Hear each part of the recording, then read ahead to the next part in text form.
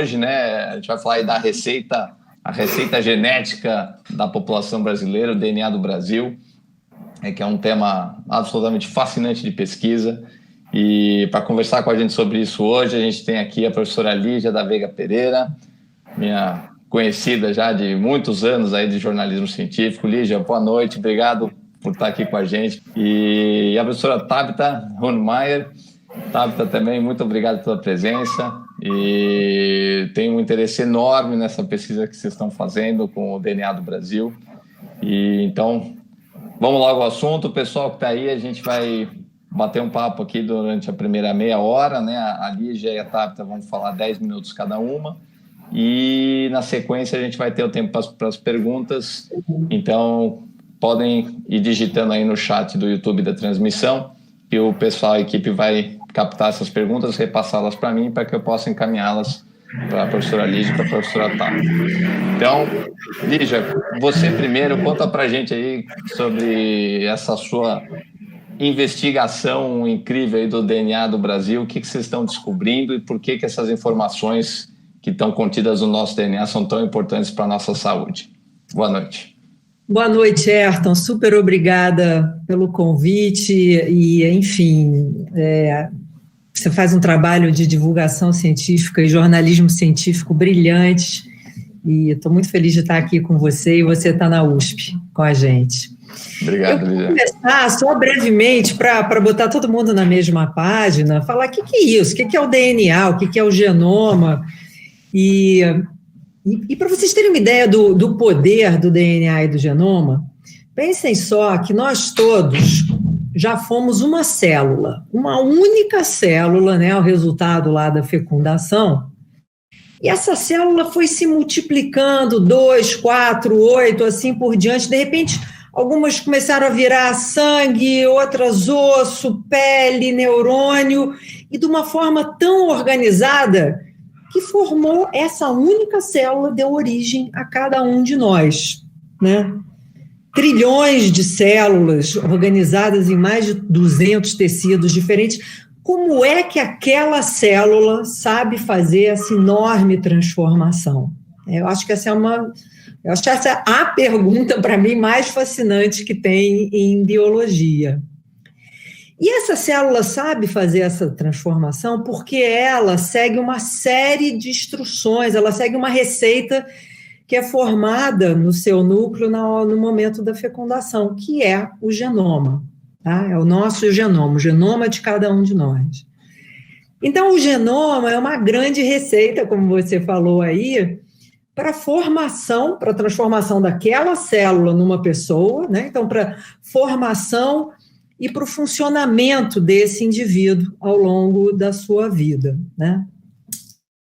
Qual é a relação entre genoma e DNA, né? O nosso genoma, ele é o material bioquímico de que ele é feito, é o DNA, e DNA. Então, enfim, nosso genoma, o nosso DNA, a gente usa, assim, mais ou menos, uma hora usa um, usa outro, dá mais ou menos no mesmo aqui para a nossa conversa, né? E aí, se o genoma é uma grande receita, então o genoma da samambaia é a receita que a natureza segue para uma célula virar uma samambaia, ou uma célula virar um camundongo. O genoma humano, ele tem 3 bilhões e 200 milhões de letras, aqueles A, C, T, G, lá que vocês aprenderam lá na genética do ensino médio. E aí os genes, o que são? Os genes são as instruções que estão nessa receita, tá? Então, cada gene, de uma forma mais simplificada, ele é a receita para a célula fazer uma proteína específica, proteína 1, 2, 3 e assim por diante. As proteínas em conjunto fazem as células fazem os órgãos e tecidos que fazem a gente, tá? E aí tem um outro conceito super interessante, que é o seguinte: então, tudo bem, nós todos somos o resultado de um genoma humano, mas o meu genoma não pode ser idêntico ao seu, ou nem mesmo ao da Tabita, né? Senão nós seríamos clones, nós seríamos ou gêmeos univitelinos, né? Então, não existe um genoma humano, né? Atualmente existem aqui no mundo mais de 7 bilhões de genomas humanos diferentes uns do outro, né? E eu não sei se vocês sabem, né, o quanto o genoma de 2 pessoas é idêntico. Pensem aí num número, né? Quanto o meu genoma e o da Tabita são idênticos. Nós somos 99,9% idênticos. Se a gente for sequenciar o A, T, C, G, a diferença do genoma entre cada um de nós é de 0,1% só. Então, quem estiver se achando muito melhor que os outros, lembre, 0,1%. Só que aí, então, esse 0,1% ele é interessantíssimo, porque ele é que confere as nossas características individuais, tá? Então, todo mundo é ser humano, mas eu tenho essa aparência por causa do meu 0,1%. Eu tenho uma predisposição X a desenvolver alguma doença por causa daquele meu 0,1%. Eu metabolizo açúcar de um jeito e você do outro, por causa das variações que existem no meu genoma em relação ao genoma da pessoa ao lado, né? Então, o grande desafio da genética do século XXI, levanta o dedo quando eu estiver nos meus 10 minutos, porque eu começo a me animar. O grande desafio, assim, da nossa genética do século XXI é a gente entender quais variações do nosso genoma conferem as nossas características individuais, tá? Não só as características de aparência, mas as características de saúde, né? Que posições no meu genoma, que variantes nos genes no meu genoma fazem com que eu tenha uma predisposição baixa para fazer músculo? Eu tenho que fazer muita musculação para conseguir ganhar 1 miligrama de massa magra, enquanto a minha cunhada tem que fazer exercício de menos, porque ela sobe uma escada, a panturrilha dela incha, né? Quais são as variantes genéticas que ela tem e eu não tenho e fazem isso? E isso, do ponto de vista de saúde, tem um potencial enorme de melhorar como a gente maneja a saúde do ser humano, né? Primeiro, do ponto de vista de diagnóstico preditivo. Quando eu conhecer todas essas variantes que me dão a predisposição para desenvolver um câncer, ou hipertensão, ou diabetes, ou asma, eu vou poder fazer um diagnóstico genético das doenças comuns, né, nas pessoas, e elas aí vão saber as suas predisposições para desenvolver uma série de doenças. E aí, o que você pode fazer com isso? Você pode tomar medidas preventivas, porque essas doenças comuns, elas também têm um efeito do meio ambiente. Então, se eu souber que eu tenho a predisposição para hipertensão, se eu não fumar, se eu não comer gordura, me exercitar, talvez eu nunca manifeste aquilo, tá? Então, essa coisa da medicina preventiva baseada na sua genética vai ser muito poderosa, né? Eu vou saber, baseado na minha genética, qual é o melhor medicamento. Se eu tiver uma depressão, hoje em dia uma pessoa que tem depressão vai no psiquiatra e ele experimenta qual é o antidepressivo que vai funcionar em você.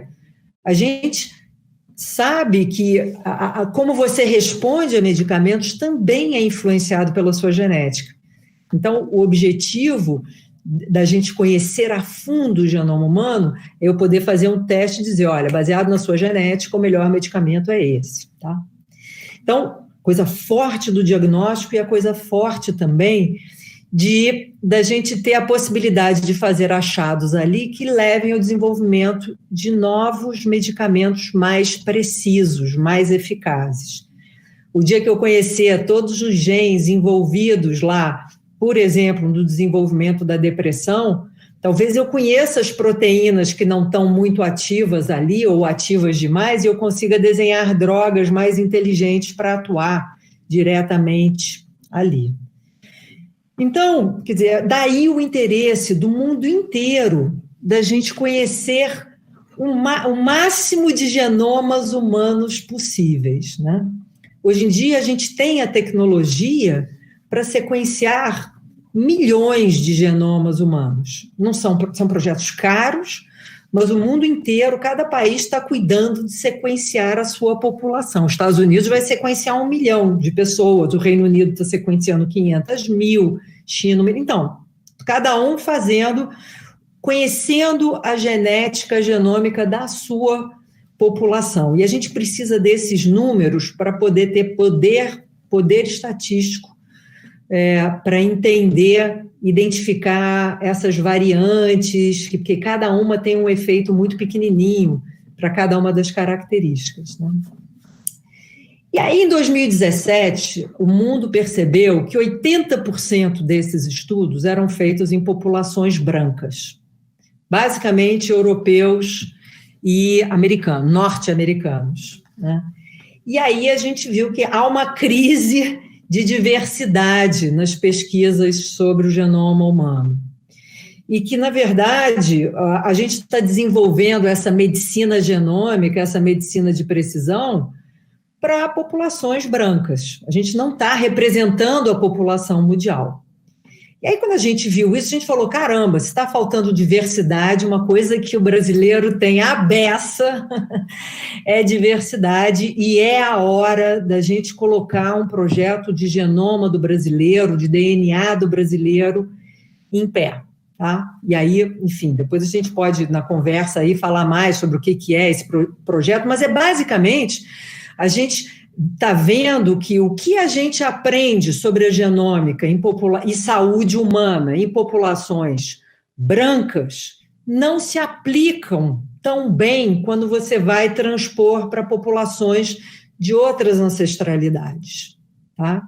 Seja asiática, seja africana ou brasileiro, e a Tabita vai falar mais sobre o que tem de diferente da população brasileira, tá?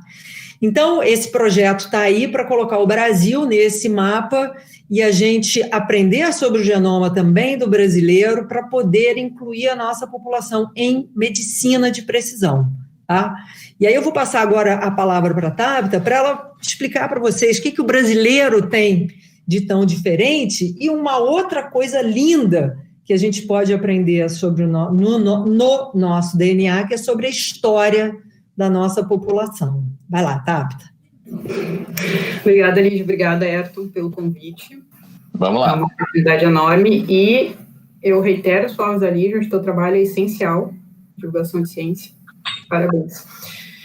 Bom, como a Lígia falou, é muito pouca a diferença entre o individual que separa geneticamente os indivíduos, né? Quando a gente estuda a genética de populações, a gente olha justamente para essa diferenciação. Então, o que nos importa é o que está diferenciando, e essa diferenciação ela pode ser individual ou ela pode ser coletiva. Ela pode fazer parte de um conjunto populacional, ou, normalmente, o que a gente fala são populações continentais, né? O que são populações continentais? São as populações que primeiro povoaram certos continentes, como a população africana, a população europeia, a população, por último, a população latino-americana.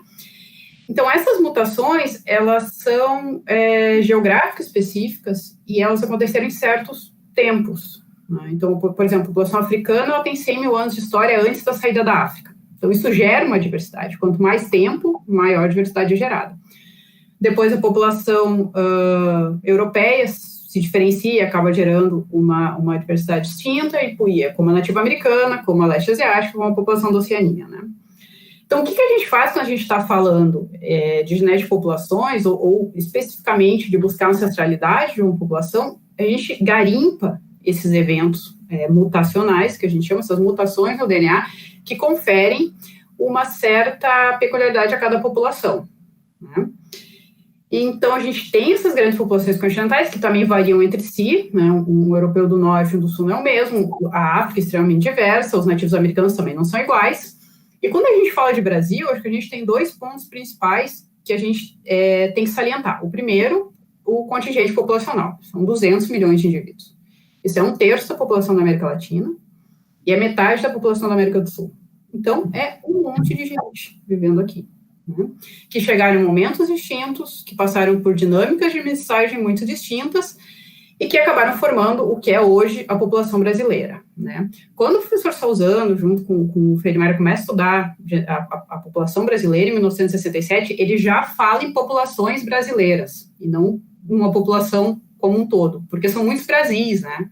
O Brasil é muito diverso, a história do Sul, a história do Norte, a história do Nordeste é muito distinta. Então, e o segundo ponto, além do tamanho populacional, é a diferença na formação dessas nossas populações, né? Primeiro, é o único país de língua portuguesa dentro da América Latina, teve uma história de colonização muito distinta, a gente tem fortemente marcado pelo menos 3 grandes grupos fundadores, né? Os nativos americanos, os africanos e os europeus, enquanto no resto da América a gente tem mais fortemente somente os nativos americanos e os europeus. O componente nativo americano também que é diferente, né? Não é igual às populações andinas, tem um componente africano muito forte e um componente europeu muito, muito variado. Né? E quando a gente começa a falar dessa grande diversidade de população brasileira, a gente tem que começar a falar nisso antes do contato, antes da conquista pelos europeus, porque a gente já tinha um contingente aqui nativo-americano gigantesco, cerca de 4 milhões de indígenas que falavam em torno de 1.000 línguas. Né? Essa diferenciação começa na Beríngia, com a entrada na América, chega na América do Sul em torno de 13 mil anos. A gente sabe hoje que foram pelo menos 2 grandes levas migratórias, uma primeira que deu origem a esses povos de Lagoa Santa e alguns outros povos da América do Sul, e uma segunda que substituiu esses indivíduos há 6 mil anos. De 6 mil anos para cá, então a gente começa com a grande diversidade, geração de diversidade dentro do continente sul-americano, e isso eu vou falar muito em diversidade linguística, porque a diversidade linguística é um parâmetro para a gente avaliar a diversidade genética. Né? Quanto mais diverso linguisticamente, maior a diversidade genética, porque povos normalmente que não se entendem não geram descendentes. Então, essas populações acabam se isolando e gerando vários povos distintos. Em termos de pesquisa, a gente tinha esses 4 milhões de indivíduos falando 1.000, em torno de 1.200 línguas, né? E em 1.500 esse cenário começa a mudar. A gente tem aí, em 500 anos, cerca de 90% das línguas nativas extintas, e dos 4 milhões de indígenas sobram praticamente, né, só os nativos amazônicos em torno de 500 mil. Todas as populações da costa, que é onde o Brasil se assentou, né, populacionalmente, são extintas. Ou virtualmente extintas. São poucos indivíduos, se existem ainda, e falam, normalmente não falam as línguas originais. Né? Então, essa diversidade, ela obviamente não desaparece. 90% não, embora muitos tenham sido exterminados, muitos tenham morrido de doenças, e o processo de escravidão indígena é muito forte, principalmente no ciclo da cana-de-açúcar e no ciclo do ouro. A miscigenação normalmente é o último passo antes da extinção.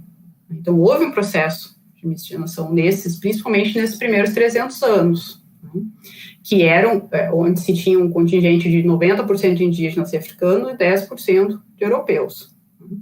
Então, falando nesses primeiros anos, junto com os colonizadores europeus, um pouco depois chegam os africanos, extremamente diversos, né? Estima-se cerca de 5 ou 6 milhões de africanos escravizados trazidos nesse momento, que falavam em torno de 200 línguas também. Né? Aí tinha desde as línguas ali bantus, e isso é algo muito geral, porque se pensar em bantu, a gente tem pelo menos 300 a 600 línguas dentro desse contexto. Né? Tinha os africanos islâmicos, né? os Sado, que ficaram mais perto da Bahia. Houve um contexto social agitado, né? A escravidão, uma das coisas que os portugueses faziam era colocar indivíduos de diferentes partes da África dentro do navio, já para forçar que eles não falassem as suas línguas e não se entendessem. Quando os indivíduos falam a mesma língua, eles são mais perigosos do ponto de vista social. Né? Em 1700 se proíbem as línguas indígenas no Brasil também. Né? Então, a gente tem esse grande reservatório, né, que é trazido para cá, da África, que se mantém aqui de alguma maneira. Em 1750, com o ciclo do ouro, começa uma grande colonização mais fortemente europeia, por causa do ciclo do ouro, aí sobe de 300 mil para 3 milhões a população. Obviamente, junto com isso, além de portugueses, vem ciganos e outros contingentes populacionais.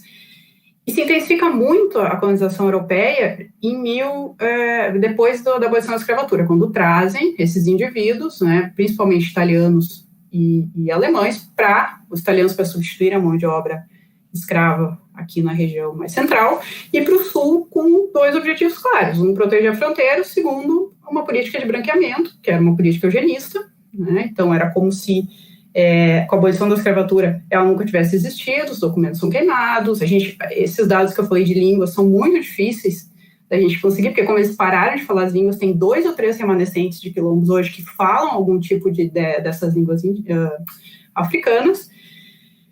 E com isso, então, a gente já começa, a escravatura é abolida e começa já um movimento eugenista, já para apartar, né? Então é um apartheid real na população, e dentro desse continente europeu que chega, ele é muito diverso, muito diferente do resto da América, né? Porque vem aqui, a gente hoje fala 57 línguas europeias no Brasil. A segunda língua mais falada no Brasil é o Juntri, que é uma língua alemã dos descendentes. A gente tem 3 milhões de pessoas falando alemão. Isso é um ponto importante, porque o Brasil ele não é só um país mestiço, ele é um país também multiétnico. A gente tem as etnias isoladas da Amazônia, a gente tem comunidades europeias que ainda falam a língua e são coesas, né? Tem a população de japoneses que chega já no pós-guerra, mais tarde, mas também é uma população mais isolada, ainda não deu tempo de se miscigenar tanto. E já as populações africanas a gente não vê tanto esse perfil, porque elas foram, por 4 séculos, violentadas historicamente. Então, elas estavam numa posição que não era uma posição de escolha de parceiros, entre outras coisas, né? Que os indígenas conseguiram, de alguma maneira, se isolar na Amazônia, os africanos estavam muito expostos, realmente, né? Então, quando a gente fala de resgates, né, a genética é importante nesse aspecto. Ela resgata muitos dados pré-colombianos, de populações que não escreviam, então a gente vai conseguir traçar rotas migratórias, vai conseguir entender como é que se povoou o Brasil, e o Brasil é um país continental, a gente está falando de 4 ou 8 mil quilômetros, e desses indígenas andando aqui dentro, e com sociedades complexas, então a gente consegue recuperar essa diversidade tanto dos indivíduos que ainda existem, quanto dos indivíduos que foram extintos, ou do que restou deles dentro do DNA de populações miscigenadas, como é a população brasileira, né? E a gente consegue resgatar também os eventos que foram apagados historicamente.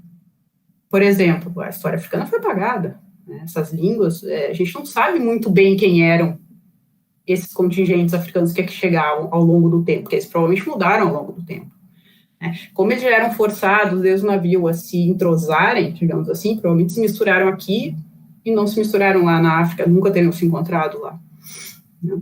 Então, neste sentido, né, a genética nunca vai substituir uma história escrita, mas ela pode apontar para eventos de miscigenação quando se der os grandes eventos massivos, porque como essas populações estavam isoladas há 15, 20, 30 mil anos uma da outra, o encontro delas deixa uma marca no DNA, né?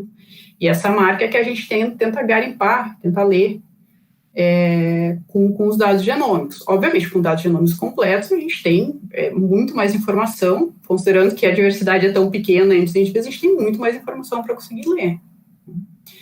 E normalmente, a gente tem uma baliza histórica, que a gente vê os fatos históricos e vê que eles são coerentes ou não. Mas como, por exemplo, documentos dos escravos das pessoas escravizadas foram completamente destruídos, aí a gente vai tentar recuperar por essas mutações ou essas características genéticas que são geográficas específicas ou linguísticas, e recuperar a grande história do país, né? Porque existe essa ideia de que nós somos miscigenados, que o Brasil é um país miscigenado, e a gente fala em português, africano e indígena, como se fossem 3 grandes entidades. A gente está falando aí de pelo menos 500, 600, 700 populações aqui, com dinâmicas dentro de um país continental, com histórias diferentes, tempos diferentes, né? E isso que a gente quer tentar contar, né? Tirar essa ideia tão estabelecida e tentar mostrar como, junto, claro, com os aspectos históricos, demográficos, que fazem parte das análises, como se deu esse movimento, como a gente pode resgatar linhagens indígenas que estão extintas,